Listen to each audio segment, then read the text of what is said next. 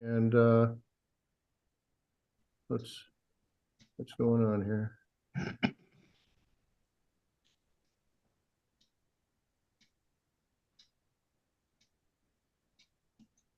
I could take back the host and do it. I You want can't me get it. to? I'm clicking it and nothing's happening. All right, hang on one second. I'm trying to think, but Oh, wait a nothing's minute. I just did it. I got it. Yep, you got it. There you go. Yeah, I All hate it right. when that happens, Stan. It is January 11th, 2024. This is a meeting of the Bolton, Massachusetts Select Board. First up on our agenda is a request from the Florence Sawyer School Robotics Team 18300 to discuss their story walk installation at the Town Common with a request to the board that the board make it allow it to become permanent. Is there someone from the, or are there several people who are going to address this from the robotics team? So hi, I'm Sam Fantana. I'm the project coach for the robotics team. We have a number of members here. As I call your name, maybe you can just wave. So we have Lydia next to me. We have Jackson, Madeline, Kyle, and then Wesley might be popping in. I know he's planning to attend, but I don't see him on here yet. Is there a team member that wants to give just a very brief description of what you have installed on the trails and are hoping the committee will give us permission to keep up long-term? So basically we have a Choose Your Own Adventure story walk up in the Bolton Town Common Trails. And so once you're at the start, like at the trailhead, there is a QR code that you can scan and a map with all the numbered QR codes. So you scan the first QR code and you get the first little segment of the story, and you continue walking down the trail. And then as every time you get to an intersection, you can choose which way you want to go on the story. So it has 32 different parts with 10 decision points and 8 possible endings over 2.5 miles of trail. Wow, it's a big project. That's cool. Very cool. Very nice. Lots of endings, and you basically make your own story. You can have a different story every time. Is that correct? Yes. How long did it take you to put that together? We started in September and put it up in, I think, November. December. December. Have it up, yeah. So a couple Very months. good. And then I understand you had to go before the Parks and Rec Commission to get it installed? Going before was more like emailing back and forth multiple times, but Oh, yeah, okay. do a formal presentation. Okay. You know, we had talked to a member of the Trails Committee, or rather Lydia did, at one of the backyard Boltons, which is how the conversation started. And then he was able to put me in touch with the powers that be back and forth via email. And then they actually requested that we come before you guys rather than having it be a temporary installation to make it a permanent installation that would remain up. Okay, but my understanding is Parks and Rec has approved this and Yes. endorses Yep. this. Okay. I don't know if there's any questions or comments from any other select board members. No, I'm good with it. I think it's great. It's a great thing. Are there any other comments or things the members of the robotics team would like to point out about the trail? I'll take that as a no. The only, I did have one additional question that I had Sure. sent to Jenny, and I don't know if it's for you guys to answer or for the Trails Committee to answer, but at the start of the trailhead, there's a sign, and on the sign is sorry, our dog is joining us. There's a plastic keeper for what appears to be for maps that's currently void of maps and filled with trash. I was wondering who we asked for permission to put our maps into that potentially, rather than the plastic box that we provided that's currently just sitting on the ground. Conservation Commission. Conservation Commission? Okay. The conservation agent, actually, if you call Rebecca at the town hall, she Okay. can take care of that. Oh, Don, you take great pleasure in saying Rebecca can handle stuff now, don't you? I am the happiest guy on earth. Now that she's back. Could I have a motion regarding the Storywalk installation? I'll make a motion that we approve the request from the Florence Sawyer School Robotics Team 18300 to install a choose your own adventure walk at the trails around the Bolton Common. And All right. I will second that motion. Okay, roll call. Brian, Yes. Stan, Yes. and I'm a yes also. So congratulations, robotics team. Nice work. Very cool. Yes, thank you very much. Thank you. Thank you. So much. Great work, everybody. Yeah, you're welcome. Have a good evening. Thank you very Thank much. you. Enjoy the Thank rest of your meeting. Bye. Thanks. Good night. Next is an update from Fire Chief Legendre on the Advanced Life Support Service. Good evening. 2023 was what we expected. We actually surpassed our 2022 numbers and the 2021 numbers for overall call volume here at the department. We rounded out 2023 with 1,265 emergency responses. ALS responses combined was 892. That's within Bolton and the communities which we have ALS agreements with currently. So we've been pretty steady, averaging about 4 calls ALS wise a day. And the service is being still well represented and well received from the towns that we do service as we move forward. There was a spreadsheet in our package. Well, first off, are there any questions from the select board about the chief's covered so far?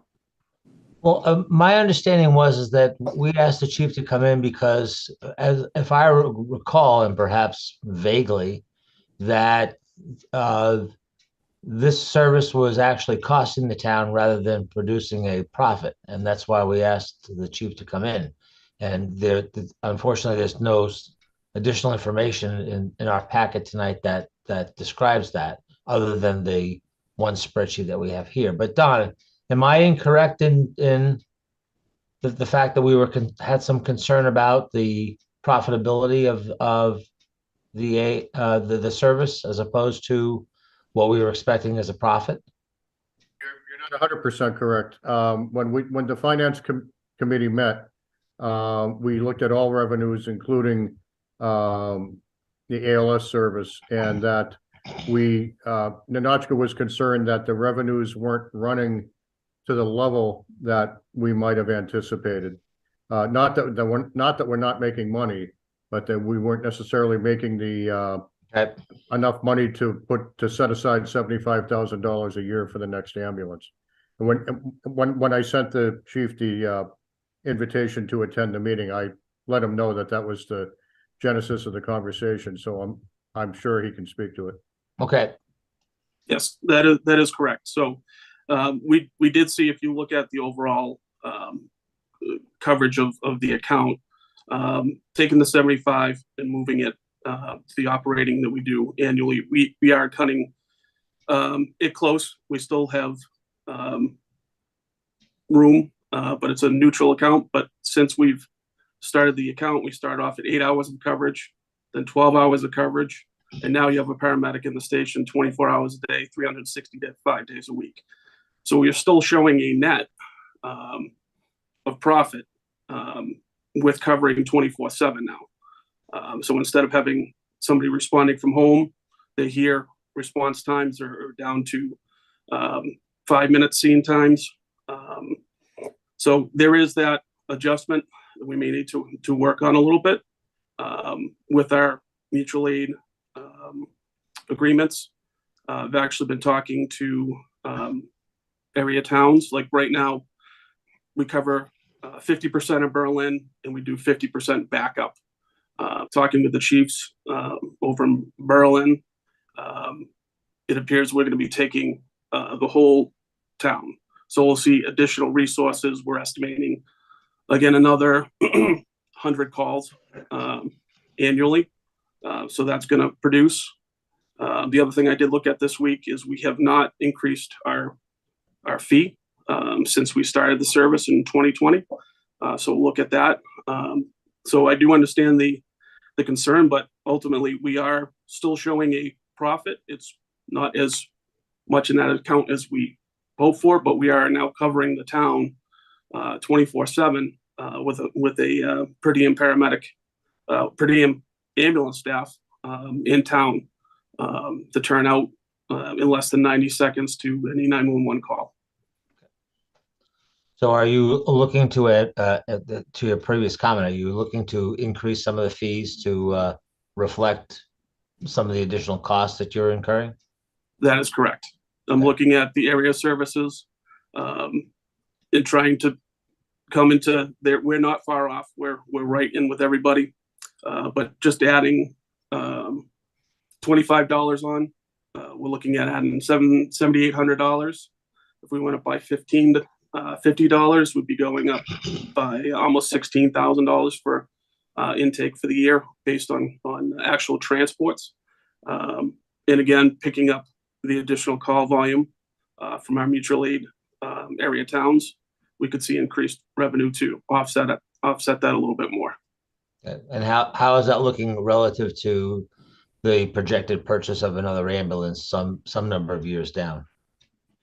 Well, ambulances, like fire apparatus, we purchased our last one for $221,000. We're getting estimates right now from people that are going through the process. Ambulances are now $500,000. So we've got to figure out how to close that gap first. With putting the money aside, it has doubled since we purchased our last ambulance. So we have to find other avenues if we want to keep the same limit put aside. And when are you anticipating wanting to get another ambulance? 5 years. From today? Yes. Okay.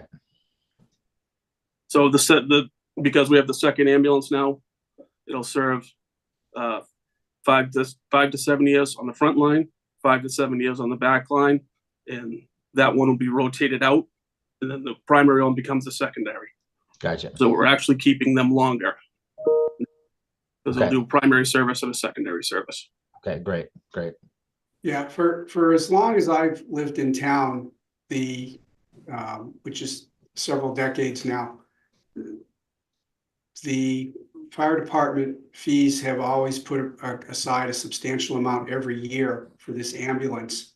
And it's been the sole source of funding for these ambulances. I understand your point about the town's got more complete coverage and that you're making overall a profit, but we're going to be discussing this a little more later this evening. The town financial resources are stretched very thin. We've had some financial surprises this year, and it's very important that you get the revenue back up to the level where it can support purchasing a new ambulance without the town having to take out a loan. Okay. And we got to look at the projects that are coming in. We're most likely going to see an increase once 588 Main, excuse me, is up and running with 239 apartments. We'll probably see a spike in calls with that. So in other avenues that previously weren't there should assist in that as well. Okay. Well, one of the things that, if I recall, Don, that Nahnatchka had mentioned in one of our previous meetings is that we're not collecting all the money that is owed the town. I heard numbers of almost 40 or 50% of what's being billed is not being collected. The chief would know the exact number. The number in my head is, I think we're collecting somewhere around the area of 57% of revenues, and we do not use a collection agency. Again, I'll let the chief speak to that, but the last numbers that I saw, we had a relatively high non-payment rate, and I don't know if that's typical of other towns or if there's something unique here, so I can't speak to that. So what we see is the adjustments, the commitments in our credits. In the commitments is what we normally bill out our normal fees that we've set over the years. Now those get adjusted for contracts like Medicare is set at a rate. So that's going to be, even though it says 60,000 was our commitments, there's an adjustment period because they can only bill up to so much. So that adds into that 59% recovery. Plus, there are people that don't pay their bills, and they get 3 bills from Coastal, and we do not move on to a collection agency after that. We don't move on to a collection agency? No. Why aren't we doing that? That was been the longstanding agreement, and the one that we present how we going to collect in our policy. I mean, we can explore that avenue if you would like to. So it's just historically, we haven't done that and we haven't started it now. What percentage, I understand, I guess so we get 57% back. Is that net of, I'm not sure what the 57% represents. Is that the amount we collect of everything we bill? Is that net of the adjustments made by insurance companies? And what percentage of what we bill is simply ignored and not paid? Yeah, would be good to know. So we have a set rate for BLS, basic transport, an ALS 1 rate, and an ALS 2 rate. Every service within the Commonwealth has some sort of combination of that. We only do emergency, so we don't have transport fee going to a doctor's office or anything like that. So when they bill out, that's what they're committed to. The adjustments would be Medicare. We're limited by how much we can take in. So that's the adjustment. Even though we've put out so much and they've collected as much as they can, there's still an adjustment from the actual bill. Does that make? No, I understand all that. I want to make sure I was explaining how you want. I think maybe what we need to understand is in terms of of the universe that you bill out and what never comes back. So let's just for purposes sake say 50%. You never get 50% of whatever you bill out. So is that of that 50%, hypothetically, what percentage of that is the adjustments for Medicare or whatever, not that you'll never get because they make an adjustment, vis-a-vis the people who just don't pay? Do we know what that is? At this current time, I do not. I can get that information from Coastal. I don't want to give you a percentage right now and not be accurate.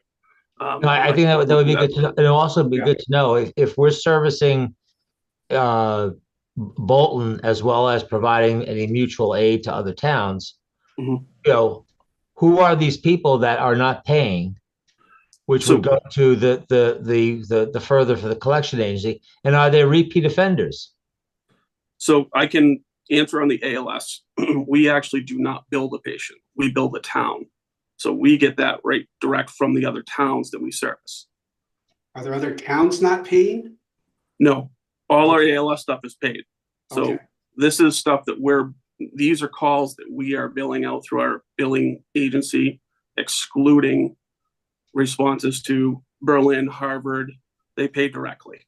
All right. So what you're saying is it's Bolton residents who aren't paying. Bolton residents with Medicare, people traveling 495 for MBAs, visitors to town, anybody that we come across that we're billing out that our ambulance, not the medic truck, takes to the hospital. What you're saying is the activity is all taking place in Bolton, but it's not all Bolton residents that are creating the activity. Okay. That's correct. Okay. I would think that we should be a bit more aggressive in in getting our money back. If we're not going to a collection agency, I think we should. We're providing a service, and this is not like someone buying a quart of milk at the store. I want to agree with Stan on that. Before we start doing that, I'd like to know, the way I would like to frame the question is, out of every $100,000 that you bill of this money, how much of it doesn't get paid because of negotiated rates, which is what I would call Medicare? And how much of it out of every 100,000 is just people aren't paying? People are just ignoring it. And particularly since there's a large portion of Bolton, of non-Bolton residents who are making up this cohort, I think a collection agency is our only resource. But I want to understand the magnitude before I make a final decision on that. Yeah, we need to know. We need to know more of the details. Yeah. Okay. Brian, do you have anything?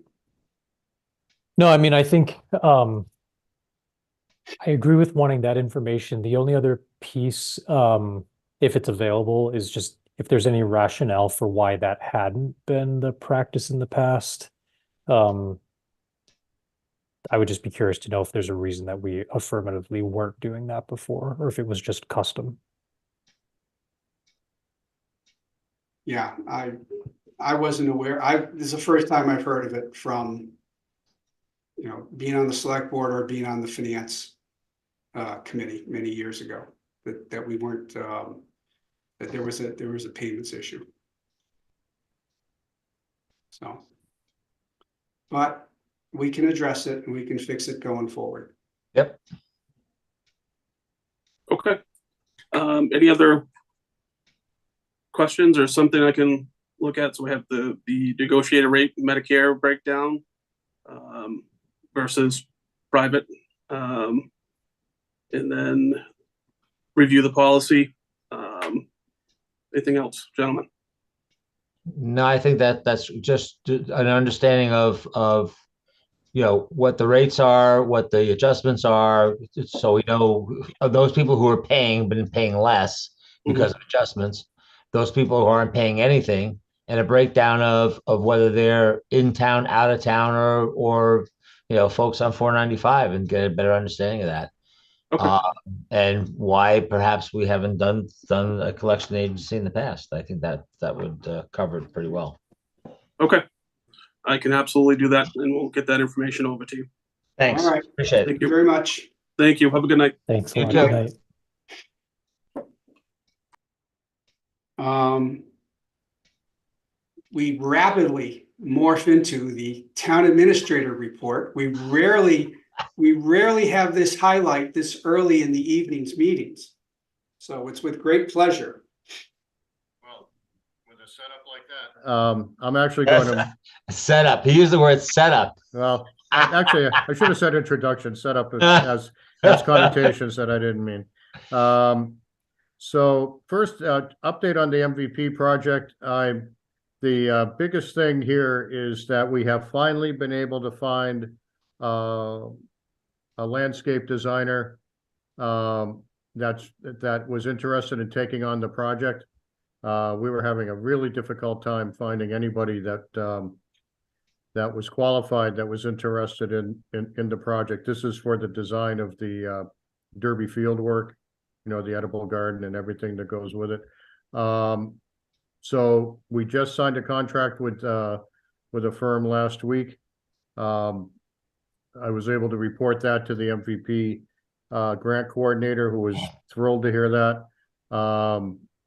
And work should start on that next week. I think that the staff has a meeting with them next week. So very excited about that. And the person who has been leading the effort is back. So, or was leading the effort prior to. So very, very excited. We're going to see some things moving forward on that project soon.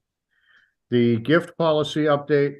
I typed up, I read the statute on this several times. I didn't find it to be particularly helpful. I wrote up very brief summary that I sent to town council, where in essence I said, it seems to me that what we're looking at here is if there's any sort of goods or funds that are donated to the town, we need the board needs to accept them as a gift. And if it's land, it's either the Conservation Commission or town meeting that needs to accept the gift. And he said, almost, but not quite. And he sent me two very lawyerly paragraphs to fill in the gaps. I have not had time to distill those lawyerly paragraphs yet into manageable chunks. So I will have an update at the next meeting when I have a chance to boil some of that down. But so it's almost as simple as what I just said, but not quite. So I'll have an update on that at the next meeting. So the problem we were trying to solve is it seemed that certain items came to the board for approval, but other items, for example, Boy Scout projects came to the board. However, if someone was donating something to Parks and Rec, like labor or materials for the fields, that didn't require it. And we just wanted to have a consistent policy that all the different departments and commissions would Correct. be using. I mean, I from where I sit right now, we don't need to accept labor. We just are very grateful for it. If it's goods or funds, from what I can see, the select board should be voting to accept. The select board should be voting to accept all gifts. It's just defining exactly what a gift is, and from what I can see, it's goods or cash, and if it's land, then we've got a separate process for that. But I'll say that in a more succinct and intelligent manner at the next meeting. Will you have an opportunity to run this by the Conservation and Parks and Rec to get their reaction to how it will affect their operations? I could certainly speak to Rebecca and Lisa. I doubt that I can get in front of the commissions themselves in 2 weeks. Well, they can at least start the discussions within their respective groups. Mm-hmm. Yeah. I can do That that. would be good. Okay. So next is the ARPA update. You know, you saw sort of a flurry of email from me today as a follow-up to the presentation that Randy did at Tuesday night's advisory meeting. But I've given you, I think it's 5 different things that have driven the 190 buildings account into a serious deficit north of $70,000. I don't have the exact number in front of me. 70,900 and something, I think. All unplanned events, but all unplanned events that needed to be addressed. Ninotchka and Randy met earlier today at my urging. All of the work that Randy has approved for this calendar year for building work that has been already committed, that has committed ARPA funds, was reviewed.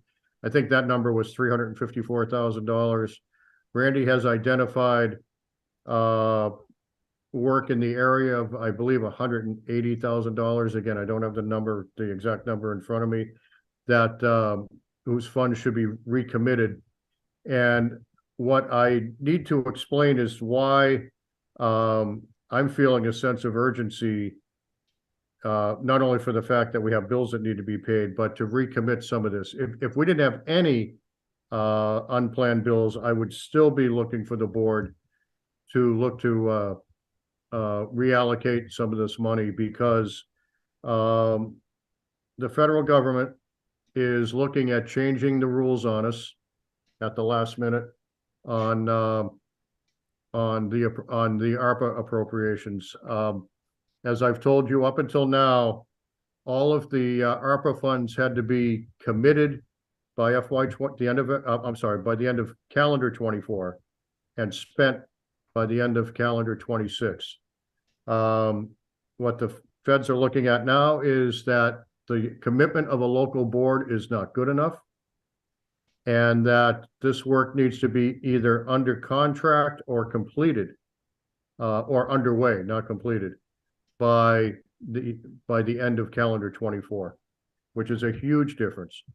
There are communities out there that have held off doing much of anything, hoping that prices will come down because prices are so high. So I was notified of this through Congresswoman Trahan's office. And every community in the country is given an opportunity to send in comments on this proposed change. It's not final yet, but it's being strongly considered.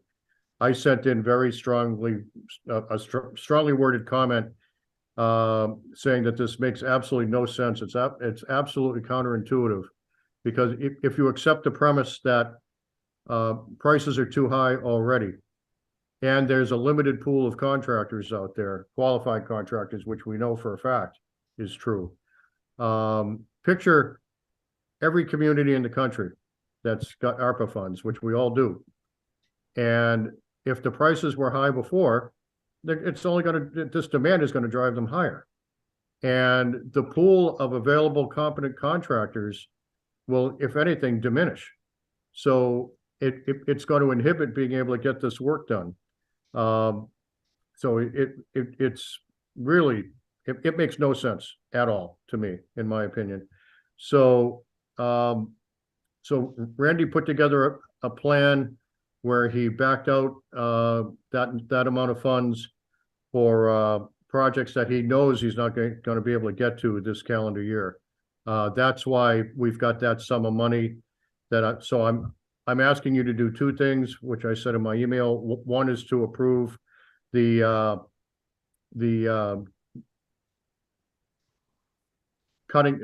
reduction in work that will be done that was already approved by the board, and two, reallocating the sum of $70,900 and some odd dollars to the projects that I mean, not to the projects, but to the work that we've already identified needs to be paid. And as I also said in my email, that'll leave us with around $168,000 of uncommitted ARPA funds. And we're going to need every dime of that for our capital plans, for our capital spending for FY25, as we don't know what we're looking at for our operating budget yet. We don't know how much free cash we're going to have to use to supplement the budget, because we have not seen some of our revenue assumptions come in. Whether it's the timing of the apartments, whether it's the revenue we'll see from the cannabis dispensary, that's all another year out. So we're looking at, in round numbers, close to $1.3 million in free cash that we've got. We know that we've got our annual target for a cushion that we don't want to spend down below. We don't know what the school assessment is going to be yet. We've got a couple other big ticket items that we don't have final numbers on yet. So we don't know what we're going to have for available free cash to put towards capital projects until we work through some more budget issues. So we're going to need that ARPA money. Hey, Don, I looked at the spreadsheet, and frankly, I'm confused by one of the columns, the proposed reallocation column, because I understand, the numbers that are in red.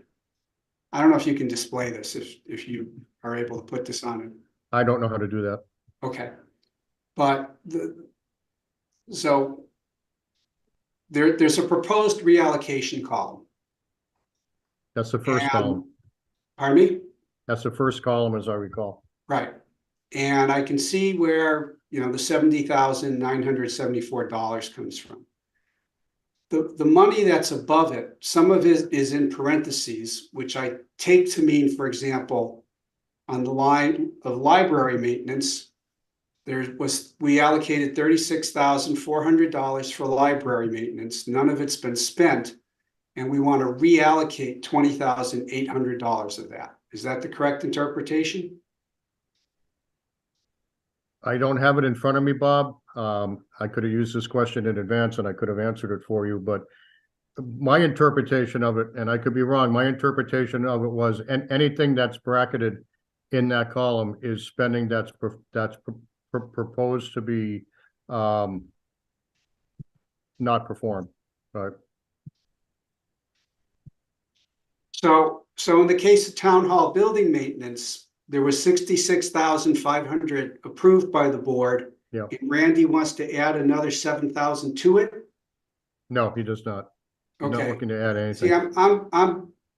I'm confused by this because I can't make that column of numbers add up to the total at the bottom. Let me see if I can dig it out. Yeah, I'm having the same problem with this. Who prepared the spreadsheet? Don? Nanachka did. Yeah, I have a lot of, I looked at this today and I don't understand it. Yeah, I assume we'd be able to discuss it in common, but so I guess what I'm prepared to do is, you know, one way or another, we've got as we sit here right now, there's $168,938 that's not allocated. Is that correct?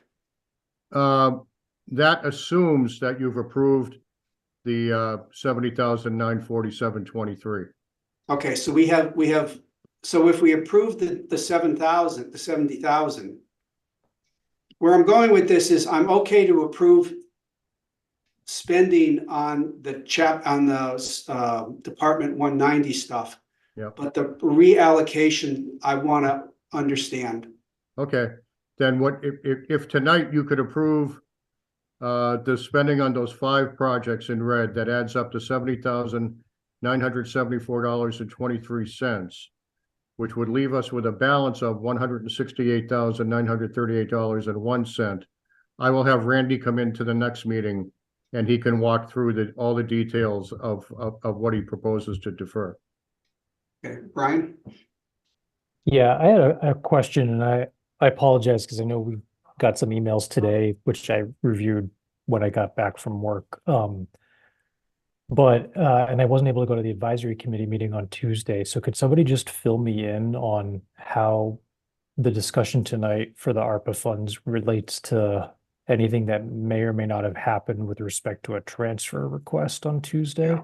So Randy made a transfer request Tuesday night for these funds. Advisory is basically already 50% through its money for the current year.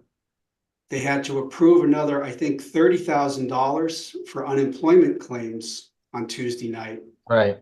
And they're expecting more unemployment claims.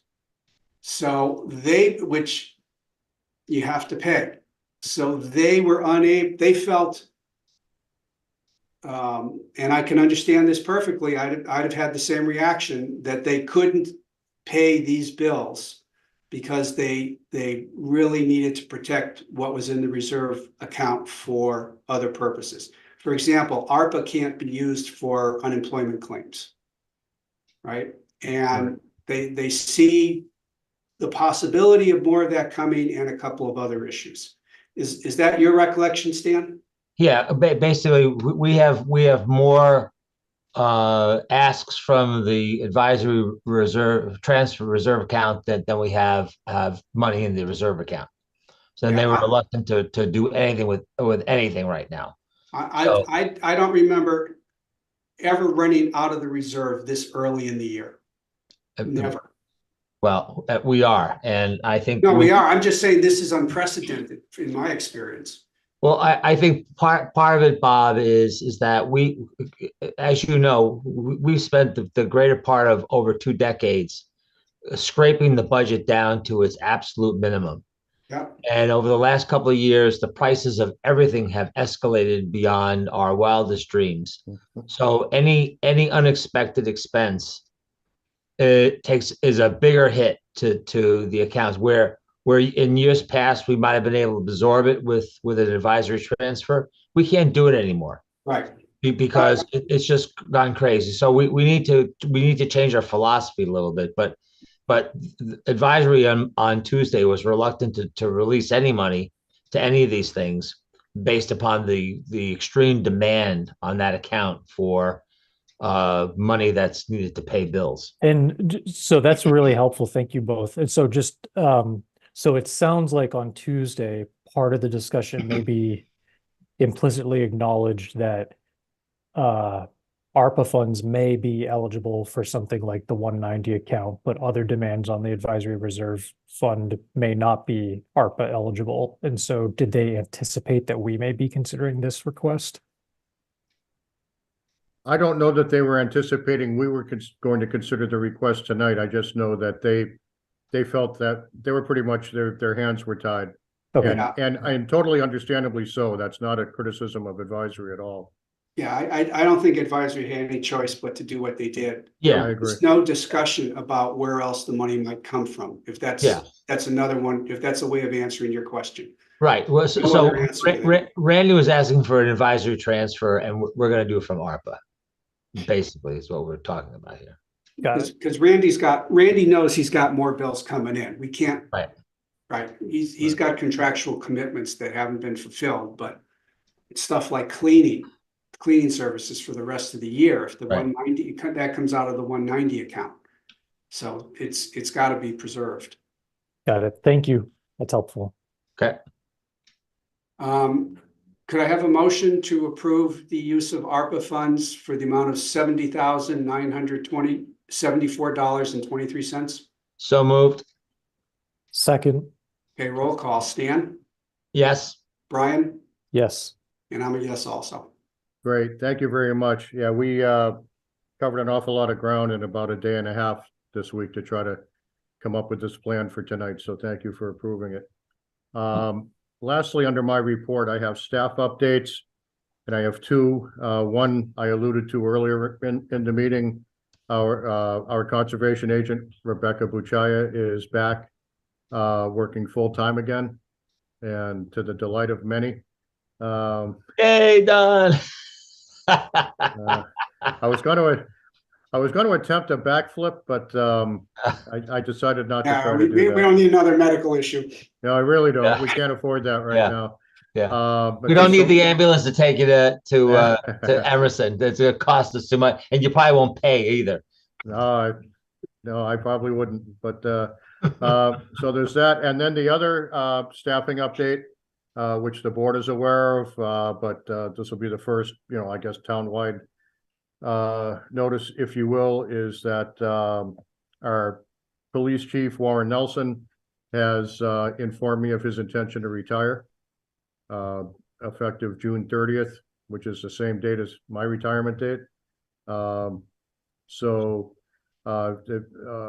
Chief Nelson has been with the town for 32 years and has served the town extremely well. We've been very, very well served by him. A more dedicated professional you will never find than Chief Nelson.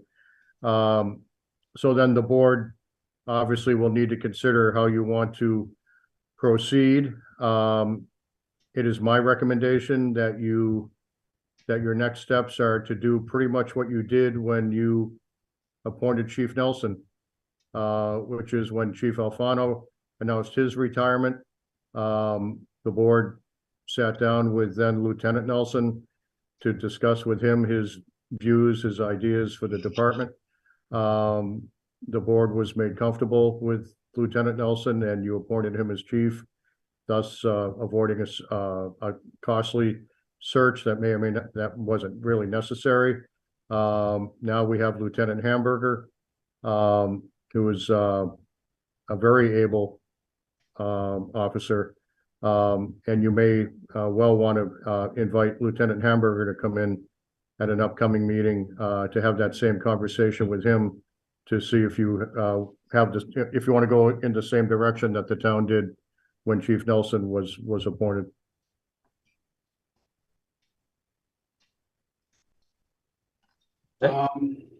Yeah, I'm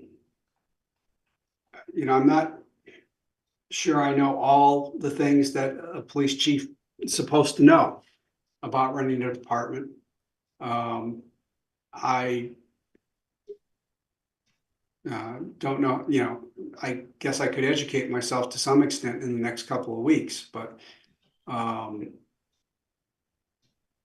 I don't know how the other members of the board feel. Well, I went through the last, well, actually, I've gone through several chiefs in my tenure as select board. I had also spoken with Chief Nelson about this, so I knew that this was coming. I'm perfectly happy to invite Chief Nelson in to get his views. I believe you meant I've known- Lieutenant Hamburger also, Stan? Oh, I've known Lieutenant Hamburger a long time, and just from my standpoint, I think Chief Nelson has been grooming Lieutenant Hamburger potentially for his replacement. I think we should have Lieutenant Hamburger in. I'm comfortable with following the same process we did the last time in giving the next in line an opportunity to prove himself. So I think let's take it to the next steps and having both Chief Nelson in and having a conversation with Lieutenant Hamburger. But I'm absolutely very comfortable with looking to promote from within as opposed to going outside for a search.